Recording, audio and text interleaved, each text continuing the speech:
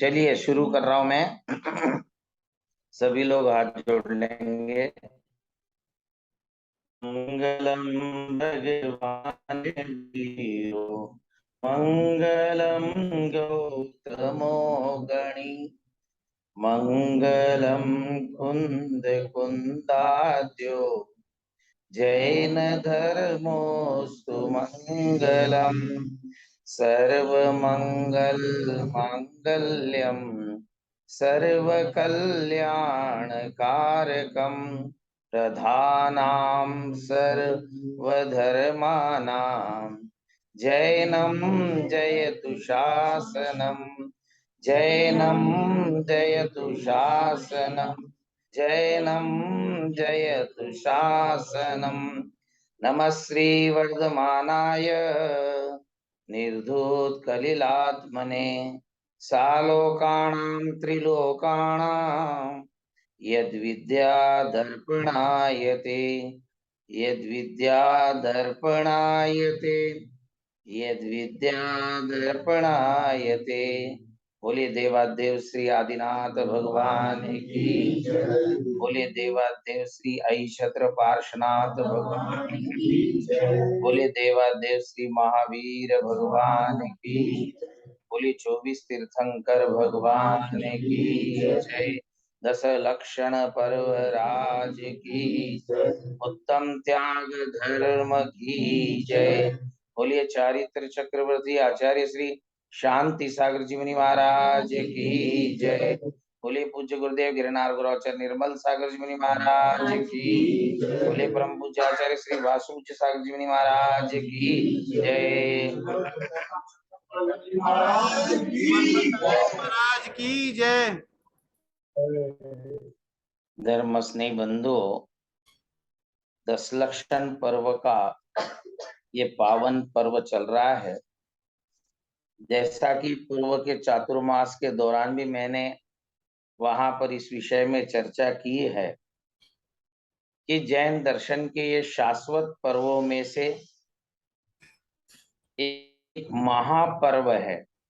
यदि जैन दर्शन की बात करें, जिस दर्शन को हम अनादि निधन दर्शन कहते हैं, जैन धर्म अनादि काल से चला आ रहा है। यह धर्म सिर्फ कहीं आदिनाथ भगवान से ही नहीं, आदिनाथ भगवान से पूर्व भी 24 तीर्थंकरों की श्रृंखला इसी प्रकार अनवरत अनादि काल से चली आ रही है और आगे अनादि काल तक निरंतर चलती रहेगी।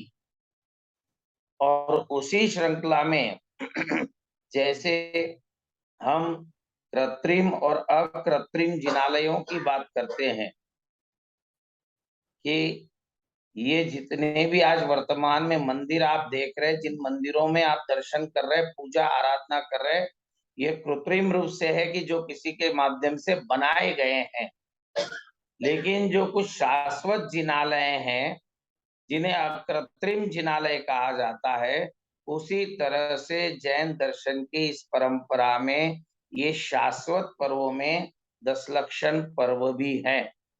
यदि शाश्वत पर्वों की हम बात करें तो अष्टानिकाह पर्व, 16 कारण पर्व एवं 10 लक्षण पर्व, और 10 लक्षण पर्व के साथ ही जो कल से पर्व प्रारंभ होने जा रहा है, एक और पर्व प्रारंभ होने जा रहा है जिसमें लोग 3 दिन के उपवास आदि करते हैं, जिसको कहा जाता है रत्नत्रय का पर्व कहा जाता है।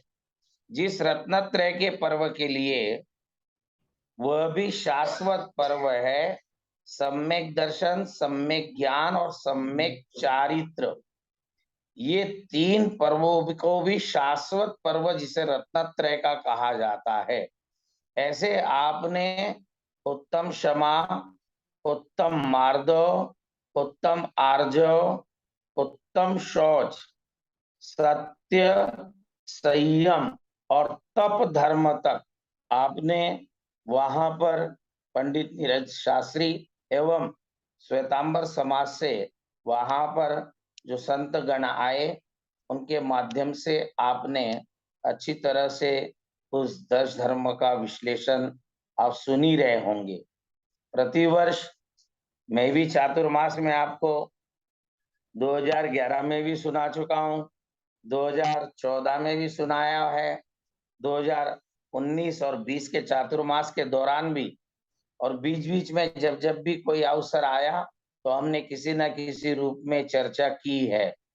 लेकिन मुख्यतः जब 10 लक्षण की बात आती है तो 10 लक्षण पर्व में अक्सर हम क्रोध, मान, माया, लोभ, इन चारों कषायों की चर्चा करते हैं, और उसके ठीक विपरीत जो गुण प्राप्त होता है वह गुण है क्षमा, मार्दव, आर्जव और शौच। इन 4 धर्म की चर्चा हम विशेष रूप से उस समय करते हैं। ये सभी को ज्ञात है, और कई बार हम इस बात की चर्चा भी करते हैं कि जब जब भी अनंतानुबंधी कषाय, यानी कि जो वैर, हम भगवान पार्श्वनाथ की पूजा करते तब भी इस बात की चर्चा करते हैं कि ये वैर महादुखदाई है, वैर न वैर को मिटाता है। जब वैर भाव की बात आती है कि ये महादुखदाई है, ये वैर भाव, न ये कभी वैर को मिटा नहीं सकता। आपस में वैर से वैर यदि की बात करें तो कभी वैर से वैर नहीं मिटता है। जब जब भी मिटता है तो क्षमा गुण के माध्यम से ही मिटता है। तो क्रोध, मान, माया, लोभ, ये जो अनंतानुबंधी के 4 कषाय हैं मुख्यतः, जब इसका कुछ शमन हो जाता है तब कहीं जाकर धर्म का प्रादुर्भाव प्रारंभ होता है। यानी कि जो अविरत गुण स्थान वाली बात आती है कि जहां पर व्रत नहीं होता है, तो ऐसे चौथे गुण स्थान की बात आती है, वहां से प्रारंभ हो जाता है, और उसके बाद में उत्तम क्षमा, मार्दव, आर्जव और शौच गुण। मृदर भावा इति मार्दवा, मृदुता का नाम मार्दव धर्म है। रुजुर भावा इति आर्जवा, यानी कि सरलता का नाम आर्जव धर्म है, और पवित्रता का नाम शौच धर्म है। उसके बाद इन चारों में जब हम विजय प्राप्त कर लेते हैं तब कहीं जाकर इस आत्मा में सत्य का प्रादुर्भाव होता है। यानी कि सत्य के प्रादुर्भाव में तब कहीं जाकर जीवन में संयम की धारणा बन पाती है। जब संयम की धारणा बनती है तो आप लोगों ने जाना भी होगा और समझते भी होंगे कि 6 काय जीव, यानी कि षटकाय जीवों की रक्षा करना और इंद्रियों को वशीभूत, पंचेंद्रिय के जो विषय है उस पर नियंत्रण करना, उसका नाम संयम है। उसके बाद उस संयम के बाद तपसा निर्जराच, कि तप कल्याणक के माध्यम से जो कर्म शिखर है, अनंत अनंत कर्म का बंध हमने जो पूर्व में करके रखा हुआ है, असंख्यात कर्म है।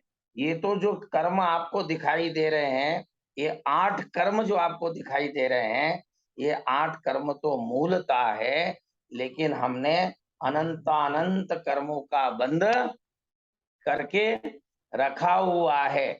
असंख्यात कर्म, जिस समय हम लोग सिद्ध चक्र की आराधना करते हैं, उस समय आपके यहाँ भी हमने आराधना कराई थी, तब भी समझाया था इस बात को कि संख्यात कर्म, असंख्यात कर्म, उस सिद्धत्व को प्राप्त करने के लिए उन्होंने असंख्यात कर्मों का क्षय किया है, और वह कर्मों का क्षय तप के माध्यम से ही होता है। इसीलिए कहा तपस्या निर्जराच, यानी कि तप के माध्यम से कर्मों की निर्जरा होती है।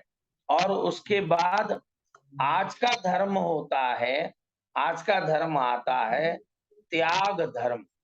त्यजति इति त्यागः, छोड़ने का नाम, त्यागने का नाम त्याग धर्म है। और जिसके लिए कहा गया दान 4 प्रकार, 4 संग को दीजिए, धन बिजली उनहार, नरभव लाभो लीजिए या नरभव लाभो लीजिए। दान 4 प्रकार से है, और दान 4 प्रकार से कौन कौन से हैं? आहार, औषध, अभय और शास्त्र। यानी कि आहार दान करना, ये किसको करना है? ये चतुर्विधि संघ, 4 संघ को दीजिए। तो 4 संघ कौन कौन से इसमें? तो 4 संघ में मुख्यतः मुनि, आरिका, श्रावक और श्राविका, ये 4 संघ है। यानी कि वहां से शुभारंभ होता है।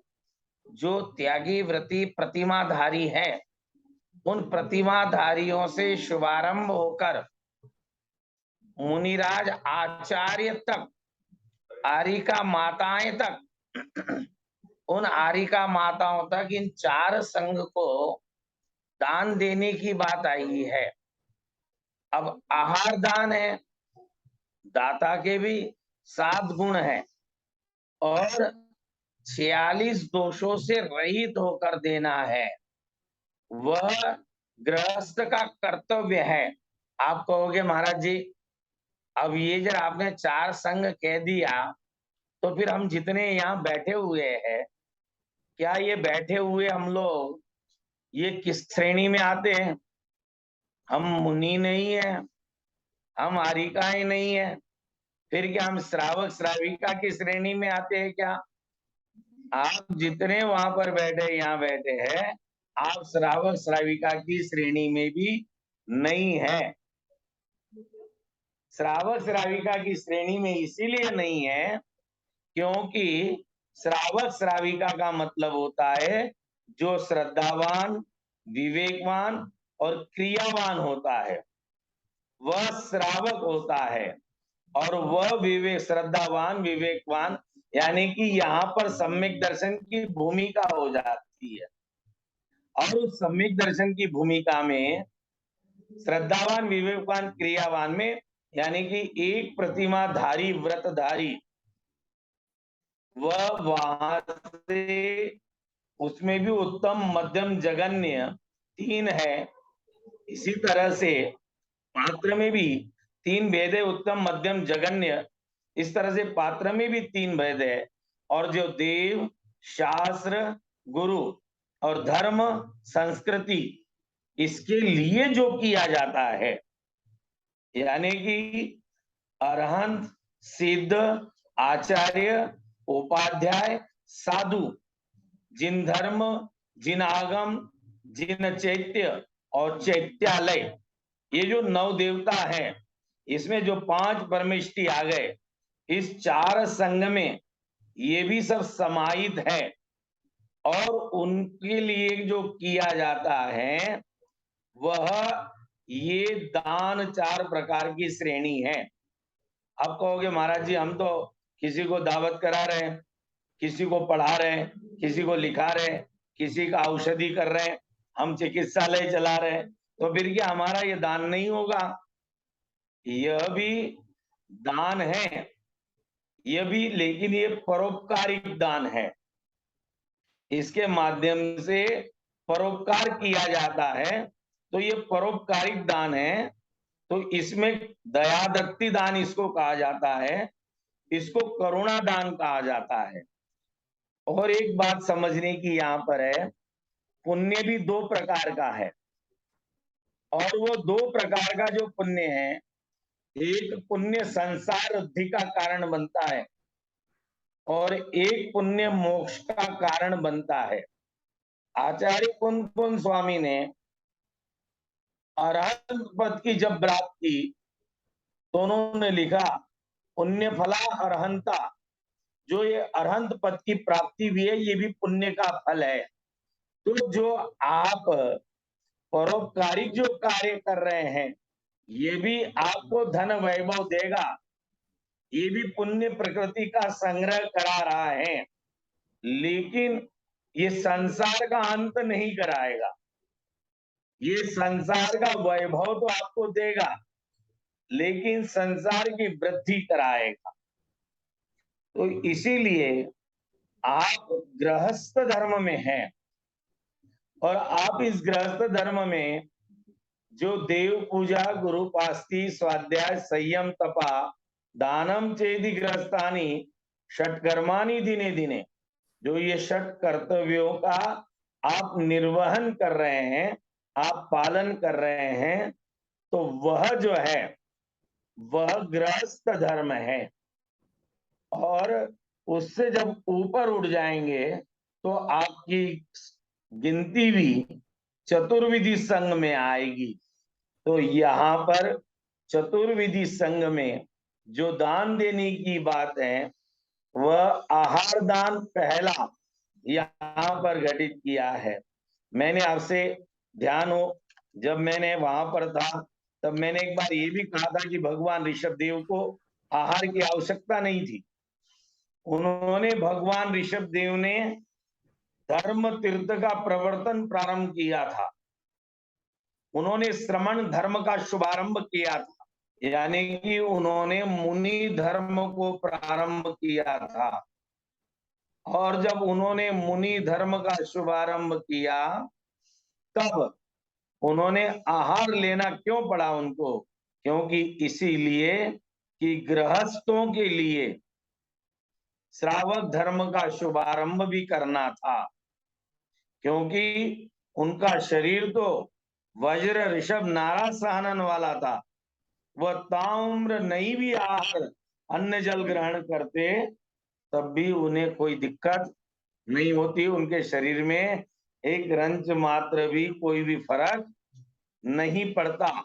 लेकिन आने वाली मुनि परंपरा को बरकरार बनाए रखने के लिए और आने वाले श्रावकों के लिए आवश्यक था, यदि उस समय भगवान ऋषभ देव उस श्रावक धर्म का दान तीर्थ प्रवर्तन नहीं करते तो शायद हम तुम आज ये दान की जो परिपाटियां चल रही है, ये दान की परंपराएं चल रही है, यह श्रमण धर्म की जो चतुर्विधि संघ की हम सेवा व्यावृत्ति कर रहे हैं तो शायद नहीं करते।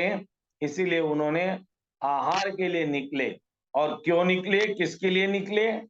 इसीलिए निकले क्योंकि उनको उस तरह की भक्ति चाहिए थी जिस भक्ति से चतुर्विधि संघ को दान किया जाता है।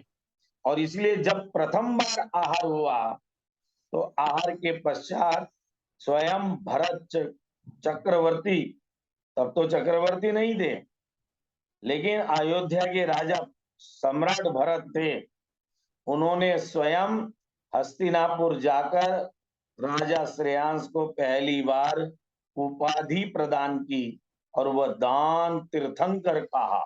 देखिए, कहा तो एक और इसीलिए कहते दाता हमेशा, इसीलिए कई बार आपने मुनिराजों से सुना भी होगा कि बोले जिस समय हम आहार लेते हैं तो बोले भाई बड़े तो आप होते, आपका आहार ऊपर होता है और हमारा हाथ नीचे होता है। बात अपनी जगह श्रावक की अपेक्षा बिल्कुल सही है।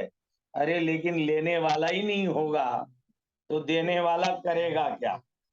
बहुत लोगों के पास धन है लेकिन मन नहीं है, और बहुत लोगों के पास मन है लेकिन धन भी नहीं है, और कई जगह पर धन भी है और मन भी है लेकिन योग्य पात्र भी नहीं मिल पाता है कि जहां पर हम योग्यता के अनुसार दान कर सके। तो यह इसीलिए उनको आहार दान लेना पड़ा, आहार करना पड़ा, और वहां से श्रावक धर्म का दान तीर्थ का प्रवर्तन हुआ।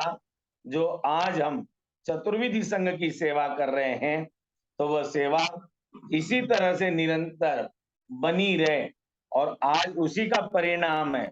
और ये सिर्फ आज तक नहीं, ये इस पंचम काल के अंतिम समय तक मुनि धर्म का ये चतुर्विधि संघ रहेगा। ये बात बता दो आपको, मुनि भी रहेंगे, हरिका माता भी रहेंगी, और जो प्रतिमाधारी श्रावक श्राविका हैं यह भी रहेंगे।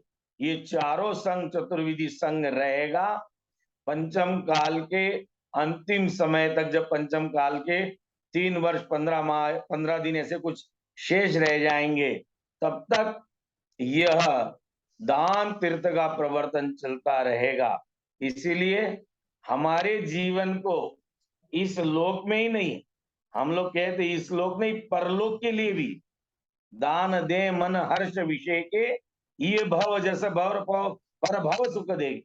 तो इस भव के लिए ही नहीं, आगे आने वाले भव के लिए भी हमारा भव तक हमारा ये जो भ्रमण चल रहा है भव का, ये भ्रमण कम हो, हमें सम्यक्त्व की प्राप्ति हो, हमारा दृढ़ श्रद्धान बने और सम्यक्त्व के माध्यम से हमारा दान धर्म तीर्थ का प्रवर्तन हो। आप सभी अच्छी तरह से वहां पर धर्म की आराधना, इस दशलक्षण की आराधना कर रहे हैं। मैं, आप मुझसे परिचित है, मैं आपसे परिचित हूँ, मैं अच्छी तरह से आप सभी के धार्मिक भावनाओं को जानता हूँ। आज भी जैसा मुझे सुबह सुबह ज्ञात हुआ कि वहां पर लोगों ने अपने दान धर्म का परिचय देते हुए अपने धर्म और संस्कृति के लिए वहां पर आज भी समर्पित किया, और जिन जिन महानुभाव ने जो जो अपनी दान राशि समर्पित की, वह वास्तव में प्रशंसा के योग्य हैं। उनका निरंतर यही भाव बना रहे। और सबसे बड़ी बात, जिस महिला समाज की मैं अक्सर प्रशंसा करता हूं, कि जो महिला समाज, आसपास के क्षेत्र में ऐसा महिला समाज नहीं मिलता है कि जो वहां पर चतुर्विधि संघ की जो सेवा और वैयावृत्ति करने में हमेशा तत्पर रहती है। पुरुषों को कभी इस बात की चिंता करने की आवश्यकता नहीं पड़ती है, और उनका पूरा फंड सिर्फ और सिर्फ साधु सेवा के लिए लगता है। और साधु की आहार व्यवस्था चाहे जितने दिन रहे, वह बिल्कुल अपने कर्तव्य निष्ठ होकर निभाती भी है। और जब जब भी पैसा उनके पास अधिक संग्रह होता है, तो हम जैसा मुझ जैसा आ जाता है, तो उनका कहीं ना कहीं लगवा के बराबर कर देता है। फिर नेक्स्ट टाइम आता हूँ, फिर उनके पास फंड अपना बढ़ जाता है। सभी वर्तमान में और पूर्व सभी समिति जितनी भी वहां पर है, बड़ी कर्तव्यता से कार्य कर रही है। और वर्तमान में जो अभी कार्यकारिणी है, भाई संदीप जी, सजल, नीरज और विकास, जो कार्यकारिणी के प्रमुख पदाधिकारी हैं, जिन्होंने अपनी तन्मयता के साथ, अपनी निष्ठा के साथ इस धर्म प्रभावना के कार्य को आगे बढ़ाया है। और निरंतर मैं यही चाहूंगा कि आपके अंदर इस धर्म के अंश जागृत होते रहे, और निरंतर इसी तरह की भावना, धर्म की प्रभावना करते रहे। अवश्य इतनी बात मैं कहूंगा, बच्चों को भी अधिक से अधिक आप लाने का प्रयास करें। साथ में अभी कल आकिंचन्य और परसों चतुर्दशी का दिवस है, प्रयास करें चाहे बच्चों की छुट्टी करनी पड़े, अधिक से अधिक संख्या में सभी लोग अभिषेक भी करें, पूजा भी करें, और कोशिश करें कि लोग त्याग व्रत भी रखें, उस दिन उपवास एकासन भी करें, और रात्रि में कोई जल तक भी ग्रहण न करे, ये परंपरा जरूर प्रारंभ करें। साथ में क्षमावाणी वाले दिन सभी को, दोनों कार्यकारिणी, चाहे वो लोहागढ़ कार्यकारिणी हो, चाहे वह रामगंगा विहार की हो, और समाज के सभी बांधवों को बुलाकर, जैसे हमने 3 साल पहले तीर्थंकर महावीर यूनिवर्सिटी में सामूहिक रूप से क्षमावाणी का आयोजन किया था, उसी तरह से पुनः रामगंगा विहार में अब सभी को आमंत्रित करके क्षमावाणी का आयोजन करें। 2 अक्टूबर को पालकी यात्रा का जो शुभारंभ 2014 में मैंने वहां पर प्रारंभ कराया था, वो निरंतर बढ़ रहा है। उसमें भी सभी लोग बढ़ चढ़कर हिस्सा ले।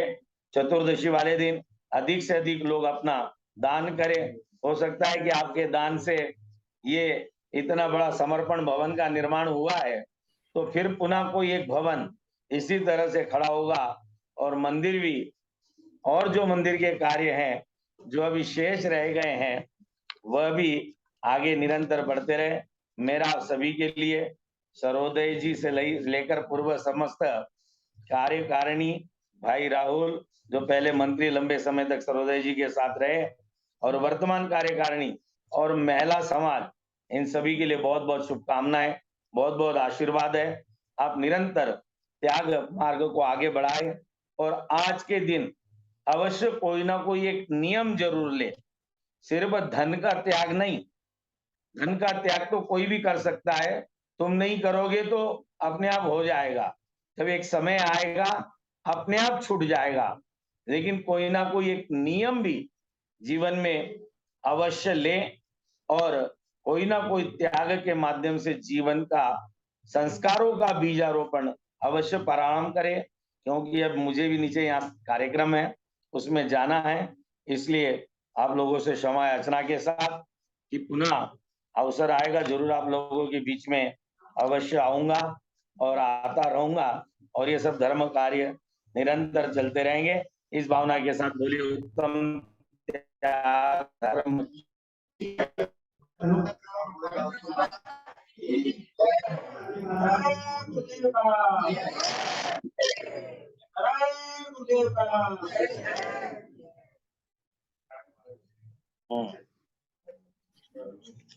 अंकुर जी महाराज जी। हाँ ठीक है, आगे आप अपना कार्यक्रम प्रारंभ कराएं। सभी के लिए बहुत बहुत आशीर्वाद, तेरे लिए भी ये सभी माध्यम वहां पर तो ही बनता है सभी, और विकास ने बड़ा परिश्रम किया इस के लिए कि किसी न किसी तरह से प्रवचन हो सके, उसकी भावना थी और सभी ने, कार्यकारिणी ने भावना प्रकट की। तो अब आगे अपना कार्यक्रम प्रारंभ कराएं। धन्यवाद। इच्छामी महाराज जी। हाँ आशीर्वाद आशीर्वाद।